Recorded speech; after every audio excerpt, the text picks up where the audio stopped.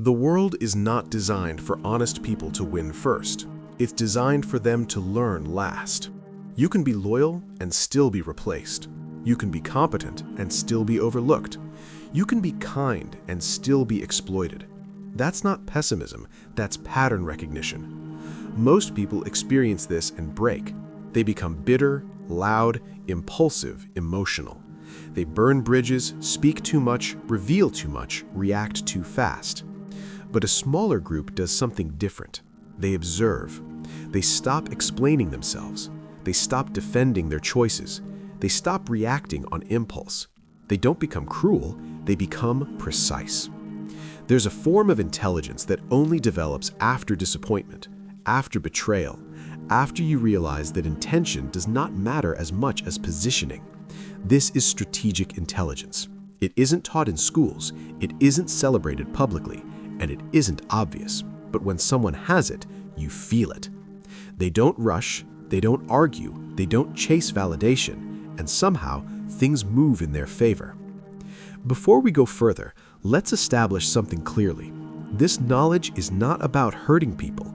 It's about not being naive in a world that rewards awareness. If your goal is dominance over others, stop here.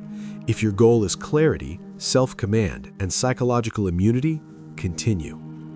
Today, you're going to learn 8 strategic traits that separate people who are used from people who are untouchable. And before we begin, type this in the comments. I choose awareness over impulse. Now listen carefully. 1. Strategic withholding. Power is lost the moment people understand you too well. Most people talk themselves into irrelevance. They explain their plans, justify their emotions, narrate their intentions. They think clarity builds trust. It doesn't. It builds predictability. Strategic withholding is the ability to say less without being evasive. You answer, but not completely. You engage, but not fully. When someone knows exactly what you're thinking, they can anticipate you. When they can anticipate you, they can control outcomes around you. The most influential people you know are never fully accessible. You never get the full picture in one conversation. Their answers feel incomplete, but intentional. This isn't deception, it's discipline. Information is leverage. Once given, it can never be retrieved. Speak when it advances your position. Pause when it doesn't. Your silence will do more work than your explanations ever could. 2. Contextual identity. You are not one version of yourself, and you're not supposed to be. People who insist on showing up the same way everywhere are not authentic, they're inflexible. Contextual identity means you understand where you are before deciding how to be. You don't speak to a superior the way you speak to a peer. You don't speak to a rival the way you speak to a friend. And you don't lead emotional thinkers the same way you lead analytical ones. This is not manipulation, it's emotional literacy. Your values stay fixed, your delivery adapts. The mistake is thinking honesty requires sameness. It doesn't. Master communicators meet people where they are, not where they wish they were. When you do this well, people feel understood without knowing why. And people follow those who make them feel understood. 3. Emotional non-attachment. Anything you fear losing owns you. Approval, relationships, titles, reputations. Most people are not controlled by others, they are controlled by their attachments. They tolerate disrespect to avoid discomfort. They accept poor deals to avoid uncertainty. They silence themselves to avoid conflict. Detachment is not indifference, it is independence. You care, but you do not cling. You engage, but you do not beg. The person who can walk away negotiates from strength. The person who cannot is already compromised. When you stop fearing loss, clarity returns, and with clarity comes leverage. 4.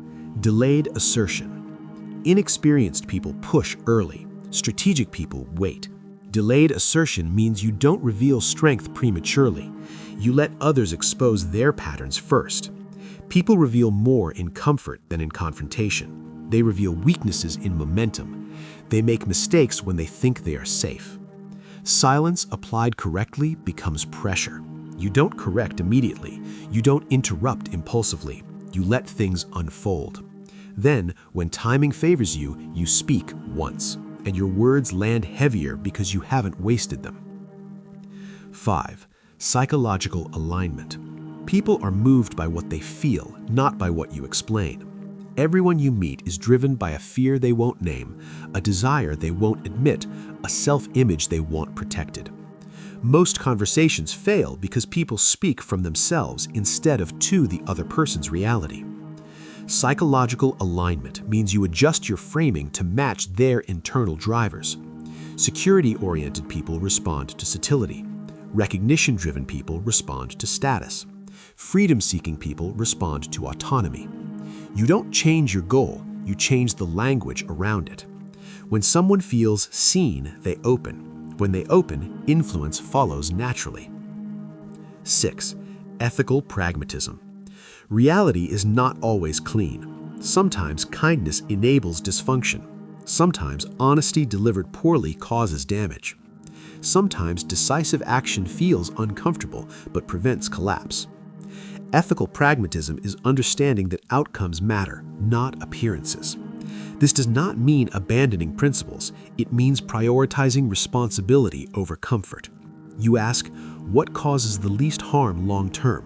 What protects the most people? What prevents repeat damage? This kind of thinking separates leaders from moral performers. Be accountable for your choices, even the difficult ones. 7. Controlled visibility. Overexposure weakens impact. In a world obsessed with sharing, the disciplined observer stands out. Controlled visibility means people know of you, but not everything about you. You don't announce your next move. You don't broadcast every win. You don't document every thought. This creates mystery. Mystery creates attention. Attention amplifies influence. Reveal in layers. Let trust earn access. Once your entire story is public, people stop listening. 8. Outcome focus. Arguments are expensive. Egos are inefficient. Being right is irrelevant if it doesn't move reality. Outcome-focused people don't chase validation. They chase results.